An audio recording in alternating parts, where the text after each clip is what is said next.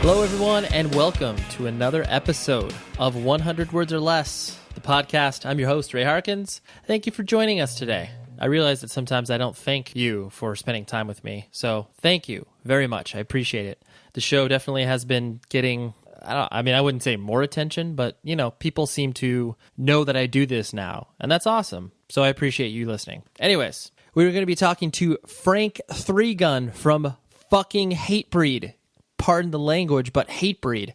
I was pretty excited about this interview because, Hatebreed, they are quite a large band. And while Jamie was busy doing press, Frank Three Gun was available for interviews, and I said, yeah, let's do this. More on him in a minute. Propertyofzach.com. Go to that site, visit it. I actually met the real Zach in person last weekend at Skate and Surf Music Festival, and it was nice to meet him. Put a face to that name and all that type of stuff. Go to that site. They got great news, reviews, photos, whatever you want about independent music, find it there. Check it out. Also, if you're feeling ever so gracious, and I would appreciate it, go to 100wordspodcast.com and you can follow it. It's a Tumblr blog.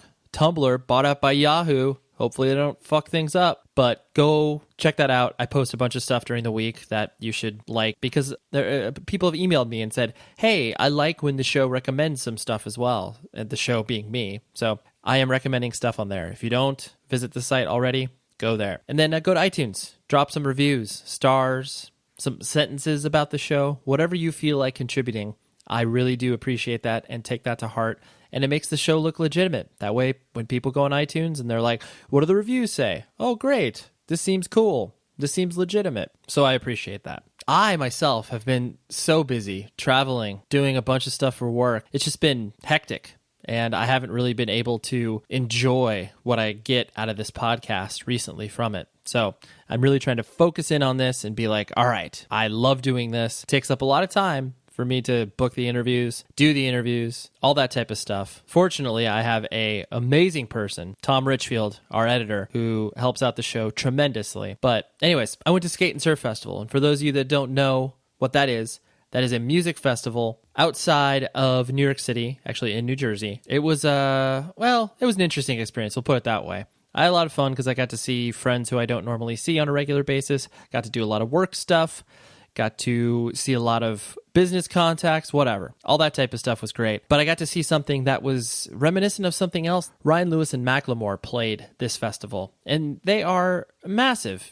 They're top 10 Billboard singles, in ways that this world of music that we live in doesn't really happen. I mean, it just doesn't happen, like when you're having top 10 Billboard singles, like the last person I can think of that did that was obviously like Dashboard Confessional. I'm sure there's more examples, but that's just the one that comes to my head. My Chemical Romance, Fall Out Boy, obviously those fall into it. So this reminded me of like when Andrew WK, he played a festival, I want to say in 2002, called Furnace Fest. It was this hardcore festival in Alabama, Birmingham, if I'm not mistaken, where this was like right after Andrew WK released his first full length on Island. And people were kind of talking about him, but not really knowing what was up with him. And I just remember the look of joy on everybody's face as he was playing. Kids were stage diving. Kids were singing along.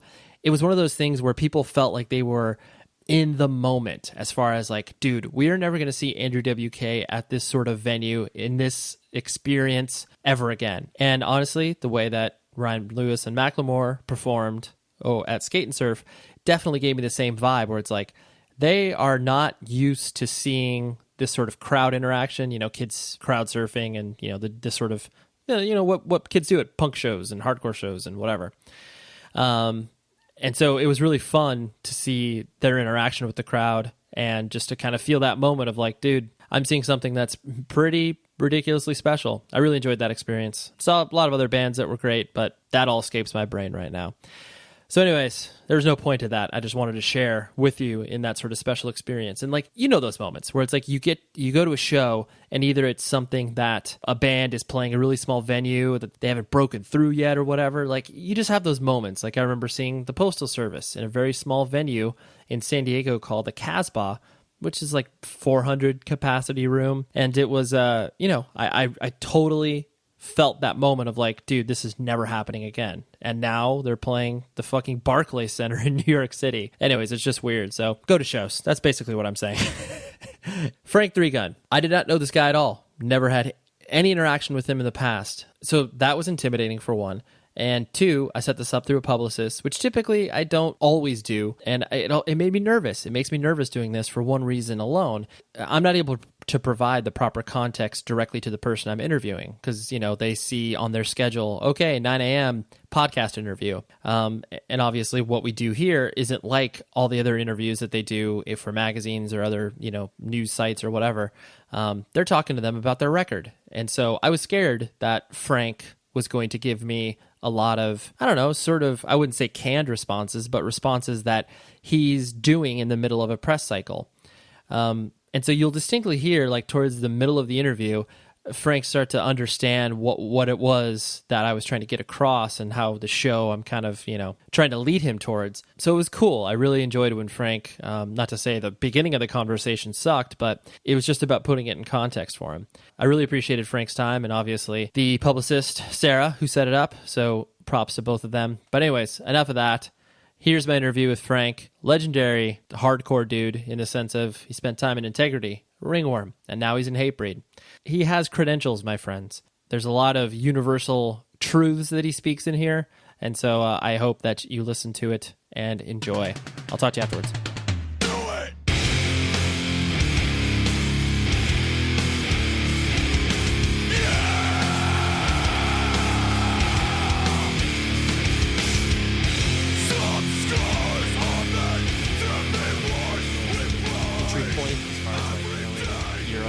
Body of work, the stuff that you've put out. I just always remember it's like, you know, basically anytime anybody has a nickname, it's hilarious because they could be one way, but their nickname could mean something completely different. And so I just always remember hearing about this dude, you know, Frank Three Gun. He's going around to, you know, like obviously you cut your teeth with Ringworm and Integrity, and then my entry point for you was Terror. Or becoming more aware of, you know, who you were, just because being from Southern California, seeing Terror a ton. So is it one of those things that when certain people meet you, they come in with a lot of expectations on how you are as an individual? I think that a lot of people that are fans of your music and know anything about it, you have a lot of preconceived notions of how they want you to be anyway. And, you know, unfortunately, sometimes you let them down, I guess. I don't know. You know, it's I deal with the same thing being a fan of music of other bands when I meet them. You know what I mean? They are how you want them to be in your head. And, you know, anything less is a disappointment, I guess, if you're really a huge fan of the band. But, you know, fortunately, I guess people are open-minded sometimes, too. And right. They just, you know what I mean? They don't, as long as you're friendly and things like that, and then they're not too bummed on it. So Right. Well, I think that's the biggest thing where it's like some people may have the preconceived notion like, oh, dude, Frank, like, man, that dude's a hard ass. And then they meet you and it's like, oh, no, he's just a nice dude. Yep, exactly. And that's pretty much, that's the case, actually, in hand. So, you know, we're all approachable guys. We're all everybody's a good dude in the band, so to speak. And it's definitely difficult, especially when you play aggressive music and you've been doing it for a long time. There's always going to be those you know, constituents of people who are just going to have that. Sean and the band used to get that a lot, and you know, I think a lot of people outside of the hardcore community where they're not used to being as personable with the bands like we are in the hardcore community, and like more in the metal scene. I think more like that, you know, especially with the name of the band, Hatebreed, and these scary-looking guys with tattoos and stuff like that. So yeah. And so you yourself, born and raised, were you born and raised in the Cleveland area, or where'd you come up? I was born and raised in Cleveland. I've been in Florida for about 5 years now, though. I've been wanting to be down there for a long time, and I finally made it happen. I don't plan on leaving anytime ever, so I'm happy down there where I want to be, and, you know, it's great to be from Cleveland, and obviously there was a lot of great music from out of there, and family and friends are still there. As a matter of fact, we were in Toledo last night playing the show, which isn't too far from there, and we had a bunch of people come out. It was great. Nice. And so, what was your family structure like growing up? Like, you know, did you have brothers and sisters, and what did your mom and dad do as far as like work and, you know, your upbringing, so to speak? Well, my mom and dad were doing a lot of drugs and things like that. It was pretty shitty at home, but one thing that came out great out of it is I was introduced to music at such an early age, which led me to where I'm at, you know. Mm-hmm. By the time I was 6 years old, I had my own record collection of The Who and Kiss records and Stones records and things like that. And I think that me being introduced to music at such an early age, it led me to the metal, you know, the thrash and punk and hardcore scenes in my early teens, which is great, you know, because I was able to, you know, fit in and with the underground community and network and meet a lot of people, and it's great, you know. It's to be into music that much. I mean, I meet a lot of people in life in general in my travels that aren't really into music at all, and I can't even fathom that. You know, it's such a big part of our life. Yeah, I think it's crazy to me, but one thing that was great about it was, you know, I was introduced to it at an early age. So having your own record collection at 6 is obviously not normal, and obviously, like you said, your circumstances of being raised were not normal. Right. So how did how did you amass your record collection at 6, and like who was doing their influencing on you?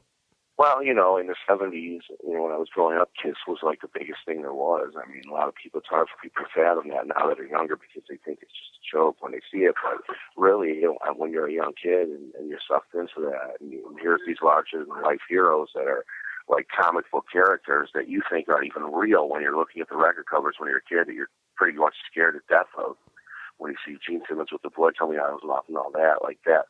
Every kid in America had a Kiss record back then at that point. I mean, they were not only on rock magazines, they were on like teen magazines with like Leaf Garrett, Stop Ale and stuff like that. Like at that, and it just was larger than life. The movie and on NBC and the comic books and all that stuff. So it was normal for kids in the 70s to have Kiss records actually. So there was other music that I was into besides them too. You know, I was just branching off. The older I got, the more stuff I was getting into. Right. You know, the older you get, the more stuff that you didn't like when you were younger, you find yourself getting into, or the things that you might not have been hip to that your parents were listening to back then, you kind of grow into and like now.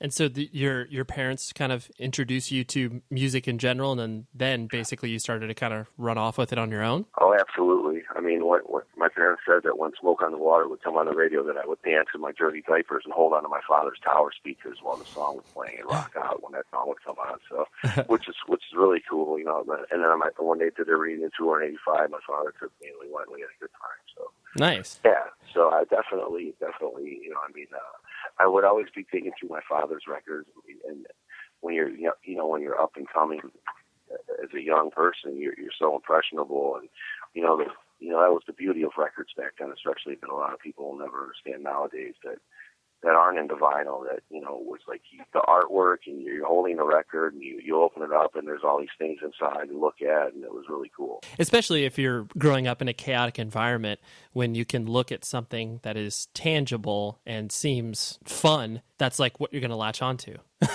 Where it's going to be absolutely, that's going to guide you. Yeah. Did you have any brothers or sisters that were navigating this with you? Well, no, my sister's 7 years younger than I am, so she's definitely into music big time too. But you know, she was, it was a little bit later on, and things were a little less chaotic when she was coming up. So that's good. That's good. And so as you started to enter in high school and stuff like that, because obviously that's the sort of formative years in regards to, you know, kind of what you're trying to figure out to do with your life. What sort of role did you find yourself filling? You know, were you kind of a little shit, or were you, did you care about school, or was that when you kind of dedicated your life to music? You know, when I was a kid, I wanted to be like a rock star. Like, you know, that's when you're into music and you're that young, that's what your dream is. But then when you get older, you realize that that's never going to happen, you know.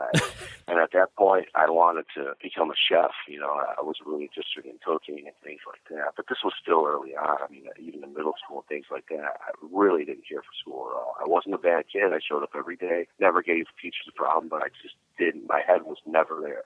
I never took my books home. I never did anything. Like, I just sat in class, and my mind was not on what was going on there. Right. You were physically present, but you're like, yo, you don't have my mind. Exactly. I mean, and that's really what it was. And I didn't really get too much of a hard time for the teachers, because I think I wasn't causing any problems. I wasn't a bad kid. I wasn't missing school. I just didn't care, you know. And, you know, when you're into the kind of music that we're into anyway, you're alienated from everybody at school for the most part. So that even made me more disinterested. That's pretty interesting that, you know, being a chef spoke to you at such an early age. What was interesting about that to you? My grandmother did a lot. My grandparents, I spent a lot of time with. They pretty much raised me. My grandfather was like a father to me. Mm-hmm. My grandmother was like the greatest woman in my life, as far as I'm concerned. And she, I would watch her cook and stuff at an early age. Always, she was always making food and things like that. And I was really interested in that. They were such an inspiration on my life in general that any little thing that they did, I was into. Just because they cared. And I think that made me pay attention a little bit more. So I think that's where that came from. And obviously, because your parents were involved in things that prevented them from taking care of you. So was this your father's parents or your mother's parents? My mother's parents. Oh, okay, got it. And so basically, you ended up in their care, and they took all of the interest in you. Yeah, a lot. Yeah. Life was a lot better over there. I was at home, so yeah. I tried to be there as much as possible. Right, yeah. I mean, I definitely can empathize with the whole grandparent situation where it's like anytime a grandparent takes, a vested interest in a child and actually is like, okay, this, it's just an incredible experience. Because a lot of people look at their grandparents and they're like, oh, those are just those weird old people. And it's like, when you have a different relationship with them, it's amazing. Yeah, it's a night and day thing. I mean, other kids think the world. They can't wait to go to their grandma's house or whatever. And yeah, like you said, other people are like, oh, I guess it might be an age thing. I don't know, or how tight a family is. I guess. Yeah, no, for sure. And it's like the idea that they could actually like teach you something. Yeah, right. And so when did, obviously, like you said, the idea of being a rock star seems so unfathomable. And so because did you play with Ringworm first or was it Integrity? It was Ringworm. As a matter of fact, okay. James and I, who I'm still best friends with, we were skaters, we were into like skateboarding. And at that point in high school, we found punk rock and thrash metal and hardcore music at that, while we were still in high school. So we were the earache bands were just now beginning, and Napalm Death, things like that. So we were into that scene, and we were into the hardcore scene. And what we really wanted to do was make something that was a cross between the two. We wanted to make something that was like earache meets Revelation, which nothing had ever been done like that before. Right. And at this time, at this time, the hardcore scene was totally getting into the metal scene. You had bands coming out that were mixing Chromax and Slayer and things like that. So we created Ringworm that, in 1990, in our last year of high school, and that was the birth of that. And so was that the first official band you tried to like play in, or had you kind of messed around with stuff prior to that? Well, James and I did a band called Force of Habit at the time, which was like pre-Ringworm, and it was we had a song on a compilation on a label from California, actually, called Conversion Records. Oh yeah, of course. Yeah, we had a song on his compilation. I think Integrity was on it, Face Value and things, and it was Dennis Ramsey's label at the time, or what I think his name was, and that was where he and I originally showed up first. But I was writing the lyrics at the time, and I'm no lyricist, and the music changed a little bit from that. And I think the Force of Habit, was what the band was called, was a little more hardcore than Ringworm was, and we just decided to disband that after that really soon and start with something else with two new members and do something right, a little more metal influence. Yeah, no, for sure. I mean, obviously, it's like anybody that does any sort of research on the hardcore scene in general, it can definitely attribute Cleveland to being the first scene to really not only obviously combine the idea of metal and hardcore, but then obviously the sort of religious iconography of like the sort of left-hand path idea. Was that something that really intrigued you as well, or was it just kind of the melding of the music that was you were most passionate about personally? I think it was the music more than anything. I was into writing the songs and the music and that style. When you're into the metal scene and then you find the hardcore scene, I guess that's how it went down as far as the songwriting goes, as far as the religious overtones that comes from the singer James, or other people know him as Human Furnace, I guess. And, yeah.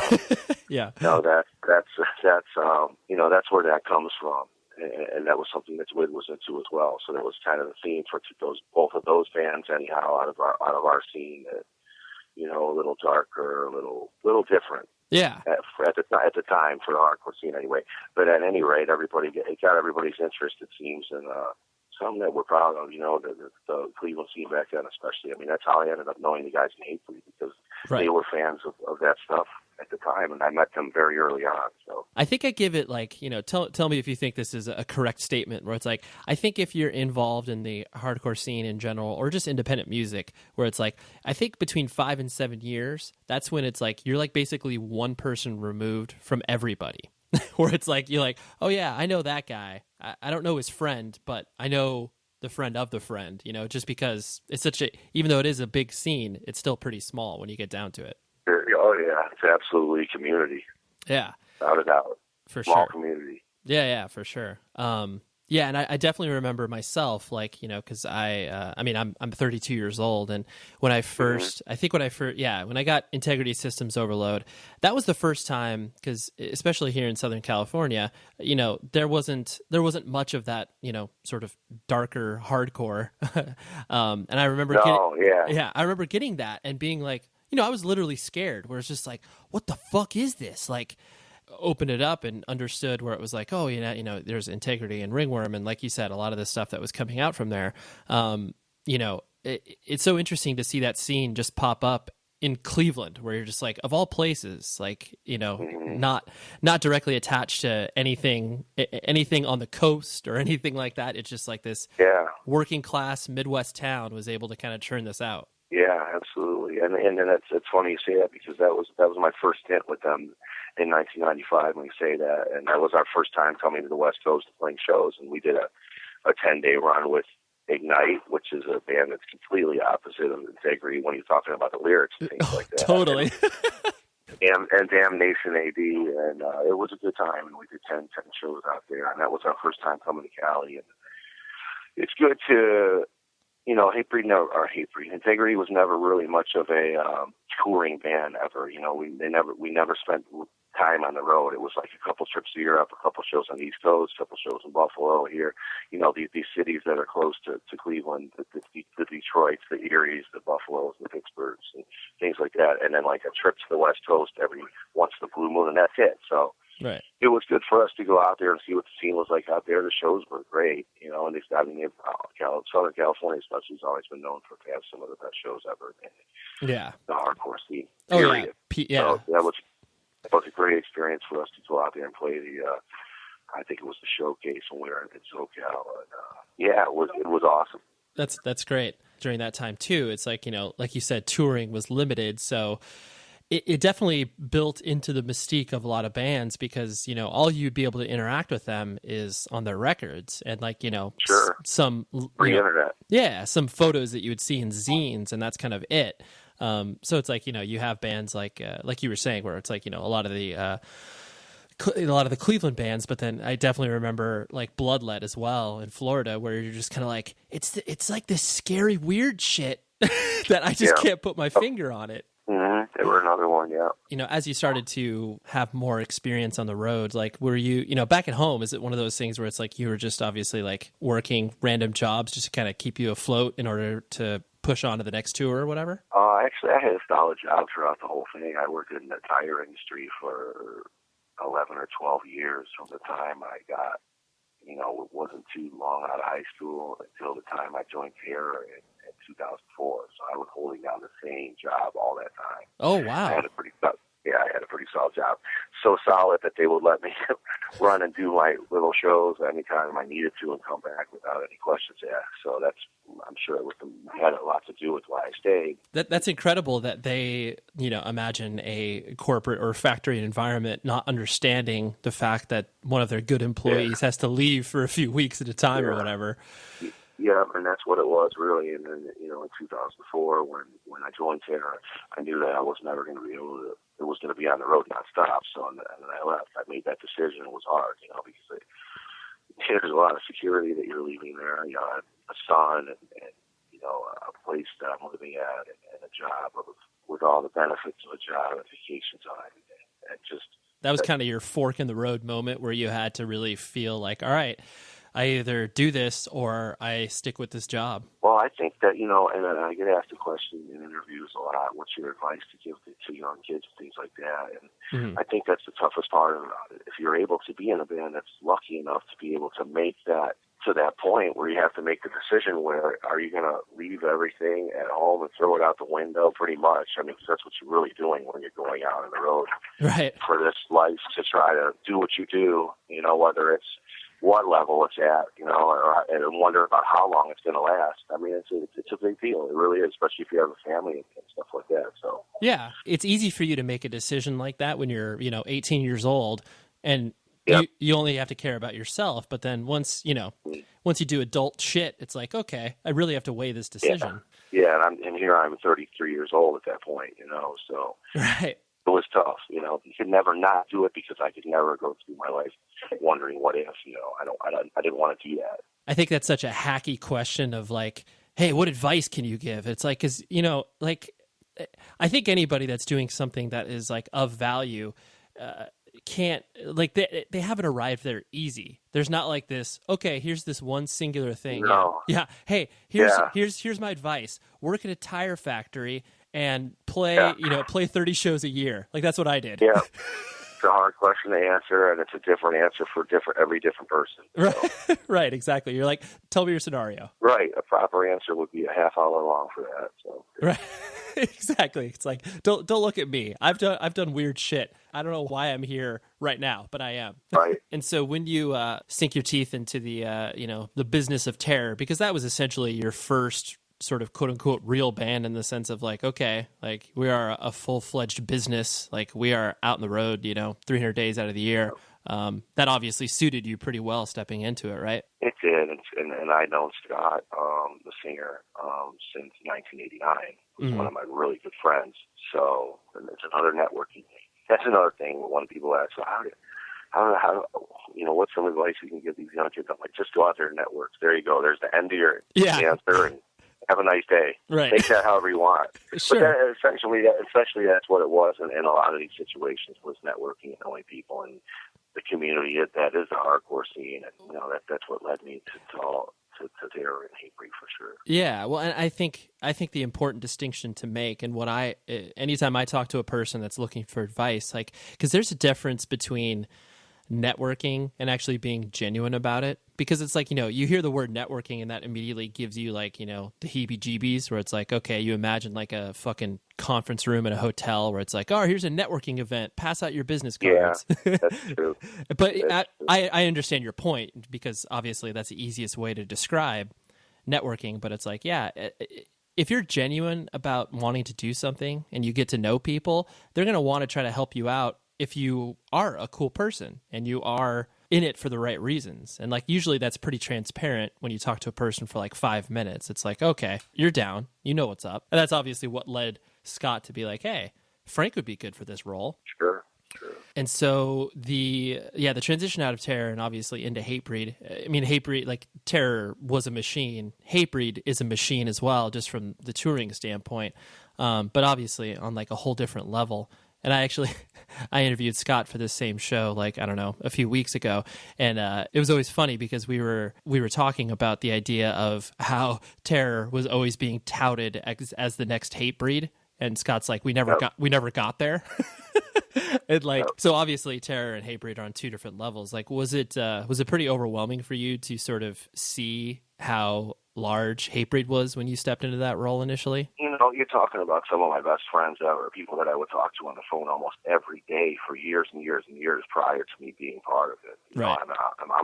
I'm on the road. They're always having my bands open for them, whether it was Terror or Ringworm, or riding on their bus, even when I wasn't in the band, even just to hang out and stuff. So it's not at all. I spent a lot of time with these guys, especially Sean and Jamie at that point.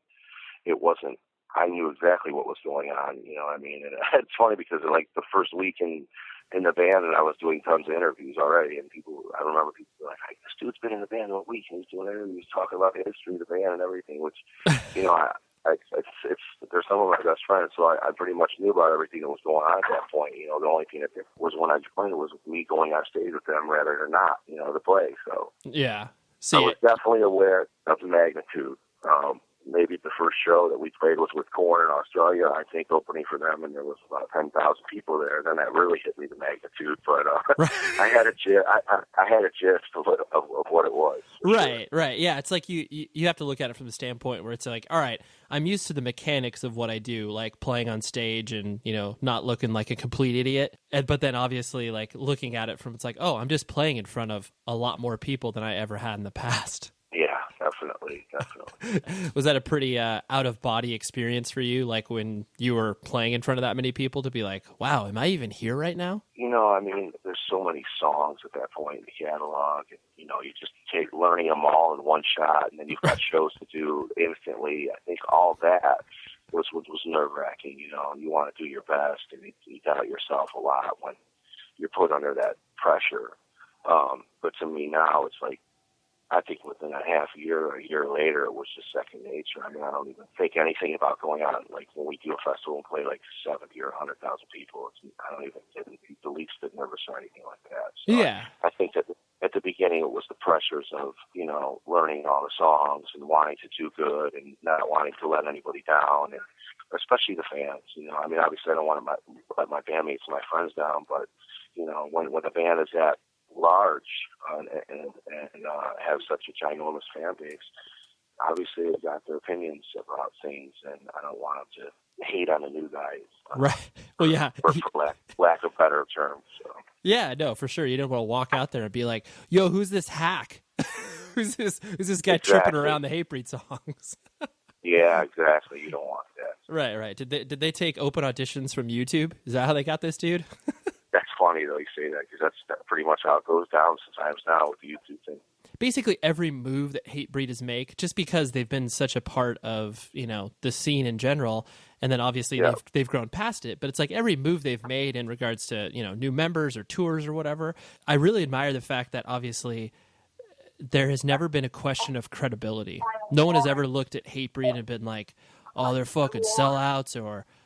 even from the most, hardcore constituent kid that's just like, a hardcore purist where it's like, oh, if they have a UPC barcode on the back of their CD, they're sellouts. Yeah. But like, you can never look at Hatebreed and be like, oh yeah, they're sellouts. Well, we try to do everything the right way and really do everything we can to make it so people don't get that vibe from us. We just want to be the same people that we are and try to be as much as possible. And, we find ourselves in a world of people that don't come from what we come from, and we're surrounded by egos and attitudes and stuff like that all the time. And it's hard to deal with sometimes, but at the end of the day, I think that's what makes us special as a band in the metal scene now at this point. Really, right.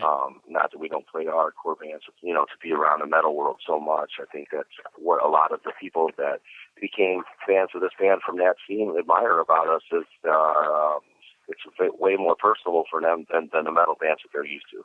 Yeah. Oh, definitely. And honestly, I can equally attribute that to the longevity of the band as well, where it's like there's only so many years that a band can play to the same fans. It's like you obviously have to continue to grow, but then also not completely alienate the people that have grown up with you. And it's like, there's something to be said about aging gracefully, which obviously I think, the fact that you are still around doing interviews about Hatebreed shows the fact that there is that level of thought that you guys put into the band, where it's like, okay, we want to try to do, we don't want to try to expand ourselves, but not to the point of where we lose the meaning of what we're doing. Sure, absolutely. I think that's what all of the bands from the scene, quote unquote, should try to do. You always want to do what you do without changing what you do, but try to make it grow at the level that it is now, and that's really it in a nutshell. Yeah, no, nobody wants to buy a record of your band and have it not sound like your band. Yeah, and that actually leads to a perfect point that I was going to ask about, was just the fact that you guys have developed musically over the years, and like there are different nuances to each record. But, stylistically speaking, and I don't mean this negatively, but they all sound the same. A record that, your new record that people are going to purchase, similarities to, records that you've done, 10 years ago. And I think there's something that's comforting about that, but then there's also something that shows the fact that, you know, you don't want to deviate from what makes you guys you. Is that something that you guys constantly wrestle around with when you're writing new songs? It's a challenge, and it's a fine line that we walk when we make a record, that we have to make a few audiences happy, you know. I mean, we played with rock bands, with Disturbed and like Five Finger Death Punch, and we obviously we come from the hardcore scene and metal fans as well. It's a fine line that we walk when we make a record to create something that appeals to everybody. And that's one thing that we're proud of very much, and we're fans of all those genres, and I think that we really do a good job of doing that on every record, and at the same time keeping people that love Hatebreed happy. It's the same thing as AC/DC and Motorhead do. You know, when people go to buy those bands' records, they want them to sound like them, and they have a diehard fan base, and they have for a long time, and obviously we do too. I mean, it's at a way smaller level, but you know, it's the same morals. Yeah, sure. I like that point, because I personally haven't thought about it from that perspective of bands like you said, AC/DC and Motorhead. You know, it's like so many bands get to a certain point where they feel like, okay, we need to throw everything out and sort of reinvent ourselves. And sometimes, you know, sometimes that works, and then there's other times where it completely, you know, blows everything up that they've had. But yeah, there's something to be said about like sticking to the course and just kind of, you know, going through with that, because that ultimately is what you started the band for in the first place, you know, or why Hatebreed started in the first place. You mentioned that you have a child. Like, how old is your kid now? He's going to be 18 in May. He's graduating high school. That's insane. Really insane. Has he been obviously aware of what you do and what you've kind of dedicated your life to, or is he a completely different version of yourself?